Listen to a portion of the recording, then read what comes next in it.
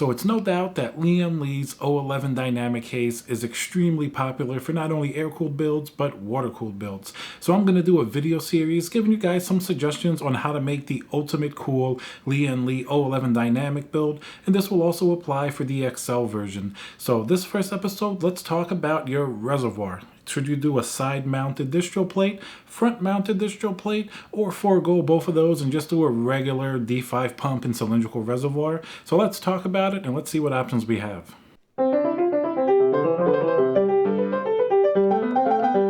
Alright guys, thank you for tuning in. This is going to be a video series on the Lian O11 Dynamic. I've done a few videos already on the XL version. I did a build in that. In this series, we're going to talk about different decision points that you have when choosing a build like this. Even though there are many builds on the internet, it's still possible to have a creative build come out of it, or maybe you want to follow a sort of pattern of something that you liked. So starting today, we're going to talk about the different pump and reservoir combos that you can use. Let's break it up into three categories: a side-mounted distribution plate, front-mounted distribution plate, and then a traditional pump and reservoir combo. So now let's start with the side-mounted distro plate. Now this is going to be the one that when you're facing the case, it's going to be all the way in the back. There's room for around 360 millimeter worth of fan space.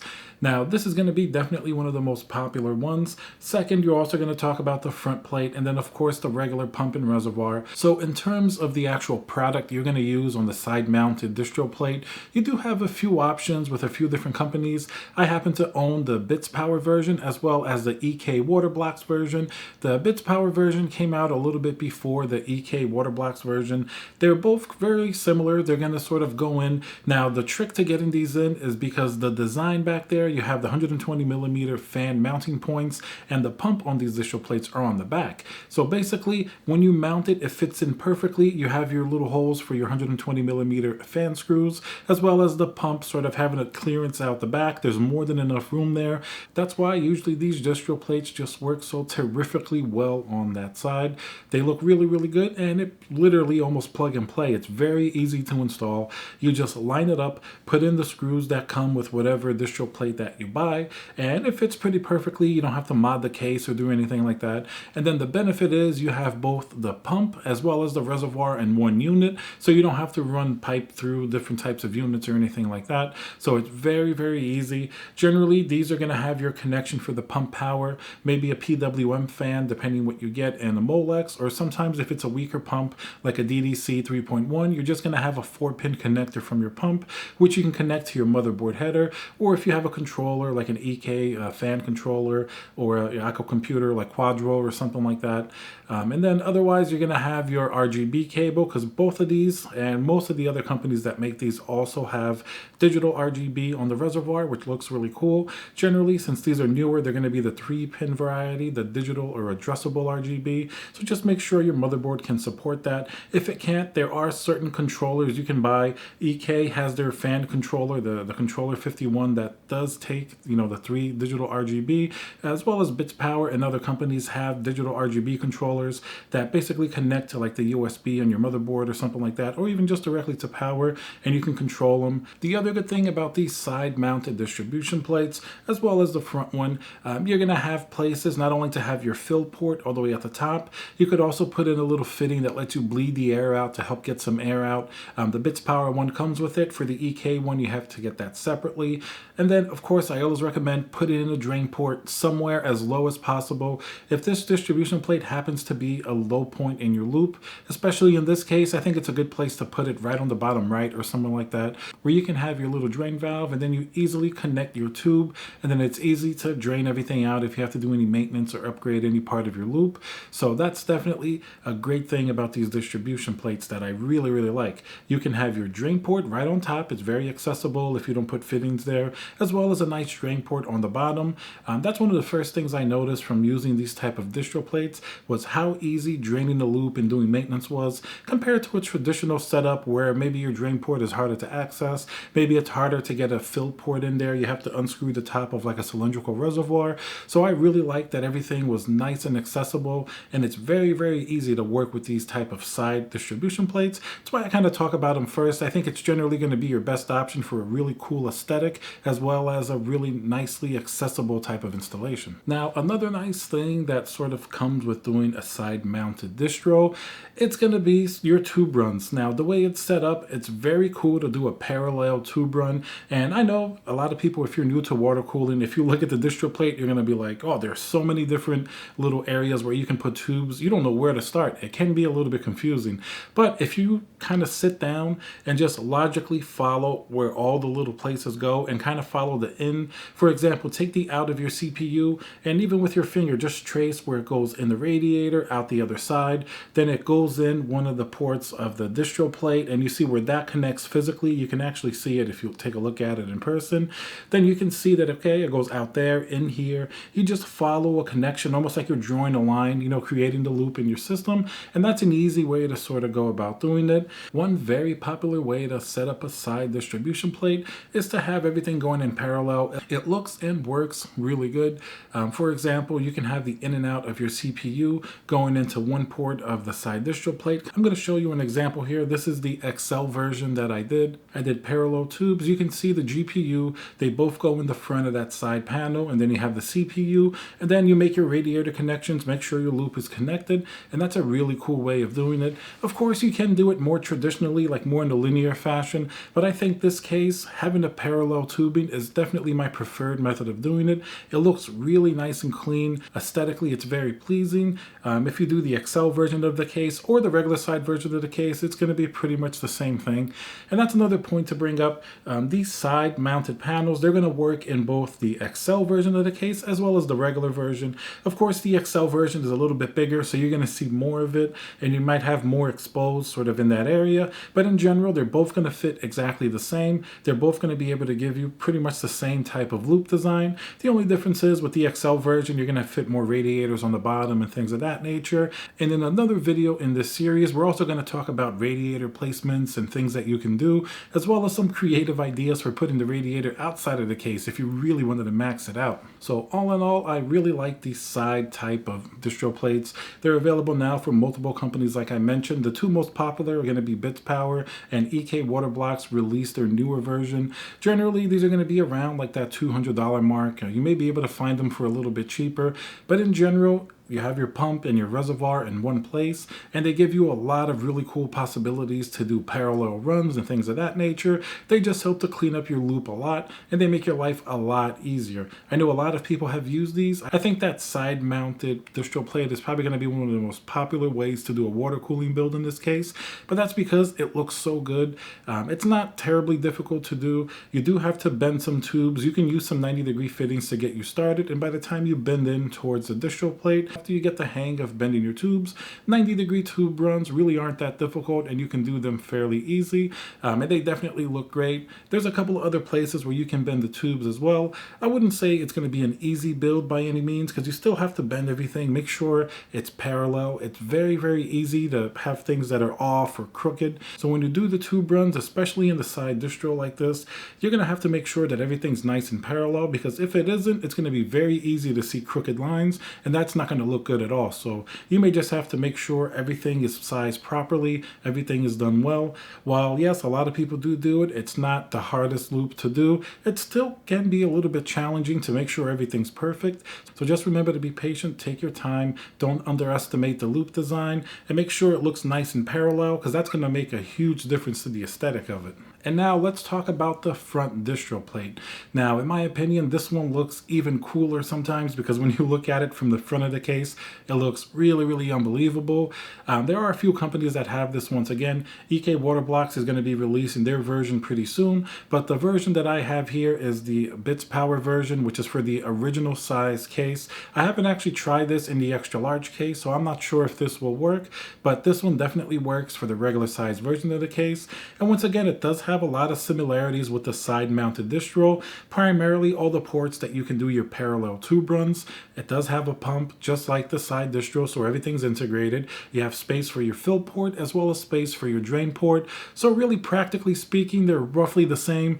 The only thing that changes is the positioning. One's going to be on the side, this one's going to be on the front. Generally, the front distro is a little bit more expensive. Generally, because of the larger size of this front distro, it may be a little bit more expensive than the side-mounted distro. And not as many people, believe it or not, do the front-mounted distro. Maybe because it is more expensive, it's not as readily available as the side-mounted distro is.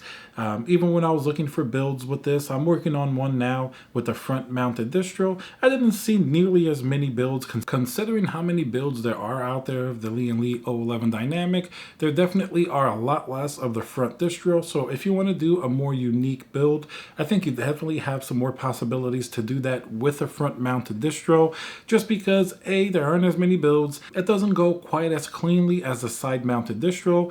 The side-mounted distro definitely is a little bit more of a shortcut to a nice clean aesthetic. Everything connects parallel a little bit better. You're going to have some different considerations with maybe doing a radiator on the side instead of on the bottom, because on the bottom you may not fit a 360 down there. With the side-mounted distro, you can easily fit a 360 on top and a 360 on the bottom if you're doing a regularly oriented GPU or horizontal GPU.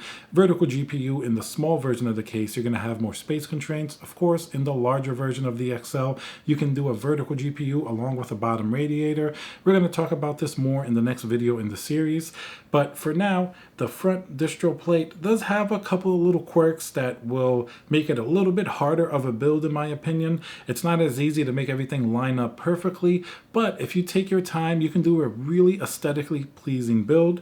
And of course, I've even seen some people do both the front mounted distro and the side mounted distro. Now, I'm not too sure if I would particularly recommend this, especially since they both have two pumps and maybe two different pumps.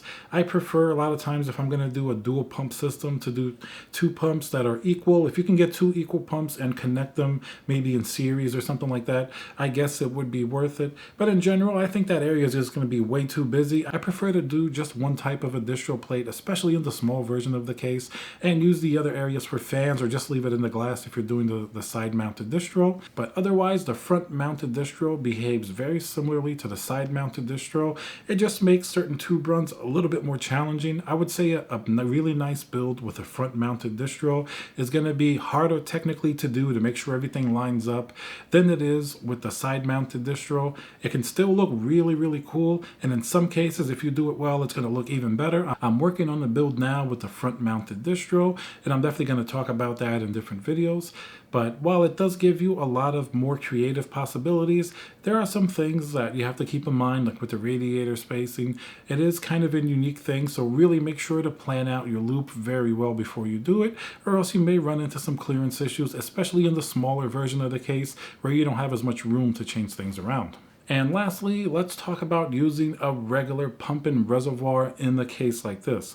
Now, of course, you can go ahead and do that, and that's going to give you even a more unique look because, like I mentioned before, most of the water cooling builds in this case seem to be using that side-mounted distro, and that's for good reason. Aesthetically, I think it looks great. It's very practical. It's easy to drain. It's easy to fill. So there are a lot of very good reasons why people use that, and I understand why some people may not necessarily want to do a front distribution plate. That does add a little bit of complexity to the build, and it's not quite as easy and clean to do a build in, but a traditional pump and reservoir combo does definitely work really well. Anytime I see one nicely done, it can also look beautiful, of course. Of course, when you see a Lian Dynamic with, like, let's say a D5 and a cylindrical pump and reservoir, it does look a little bit off at first because you're kind of expecting a distro plate, since so many builds do it. You're expecting parallel tubing, and of course, with a D5 and a cylindrical pump type of combo, you're not going to be able to do as much of that parallel tubing in this type of case. You're not going to be able to do those type of parallel tubing, so you're going to have to do more of a traditional design, which can look really really nice if you do a nice pump and reservoir combo, maybe something with digital RGB. You do a nice coolant. It also looks great. There are definitely different places you can mount that. You can mount the pump to that side panel where the side distribution plate would be. It's going to be harder to mount it on the front just because you have glass there, and unless you mod the case, that's going to be a little bit difficult. And of course, if you're doing like a 360 radiator or even using the fan mount holes on the bottom, you could technically mount the pump on that last 120 millimeter spacing right to the right of the case, or mount it to the back or something like that. So there definitely are different possibilities. And don't forget, you don't have to necessarily do a cylindrical reservoir. EK has their flat reservoirs, like the 240 millimeter or the 360 millimeter reservoirs, that also come with an embedded pump. You can put a D5 pump if you get the one without it, or some of them come with a D5 pump. And while I haven't tried it in this case, I'm pretty sure you can fit it as well.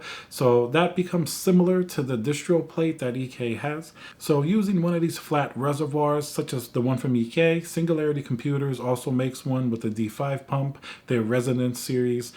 You could do that as well, aside from the ones that are specifically designed for this case.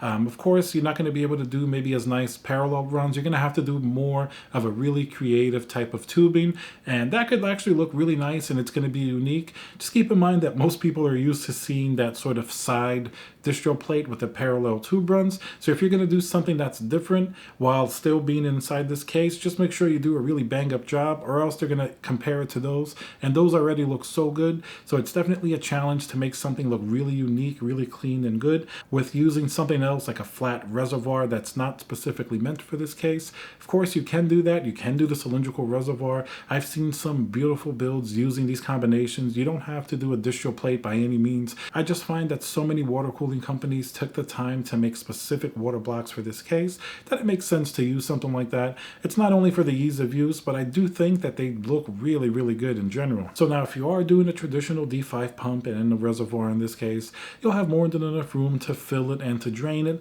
Then you just have to proceed as you would building in any regular case. Then you just have to keep in mind a few details, like maybe the size of the reservoir that you're going to use, just to make sure you'll have enough clearance. That's something you're going to have to measure, see what type of radiator you want on the bottom and top, and maybe you can fit like a 200 millimeter pump and reservoir combo or something like that. But you may have to measure depending on the exact size of your radiators, as the distro plates are designed for this case and they generally work pretty well with different radiators. If you're using a D5 pump in a reservoir, you're just going to have to measure a little bit more closely and make sure that you really plan out your build to do some really cool runs in there, which are still possible with this type of option. Alright guys, so to summarize, you have your side distro, front distro, and your traditional D5 pump and cylindrical or flat reservoir. Now the side distro would be generally my choice. I think it's easier to work with. Aesthetically, it looks really cool. It's a nice design. The front distro is even more unique, but just keep in mind you may run into some building difficulties sort of with radiator clearance, and it's not quite as clear cut how you do the parallel tubing if you have multiple radiators. You're just going to have to think and really hone in your tube skills a little bit more. And lastly, like we mentioned, is a traditional D5 pump type of route with a cylindrical reservoir, which can still look really good in this case, but that definitely would be maybe my second or third option. That side distro option, in my opinion, looks the best aesthetically, as well as just works really well in a practical sense in terms of filling and draining your loop. So that's definitely going to be my go-to choice for the most part. So thank you guys for watching. I'm going to have other videos in this series talking about this case specifically, maybe different radiator mounting positions, vertical and horizontal GPUs and clearance and things of that nature, as it is a really fun case to build in. It looks amazing. It's priced really well, so that I know why it's so popular. Alright guys, so subscribe if you like my content, smash that like button, leave a comment below if you have any questions on building in this case, and I'll see you guys on the next video.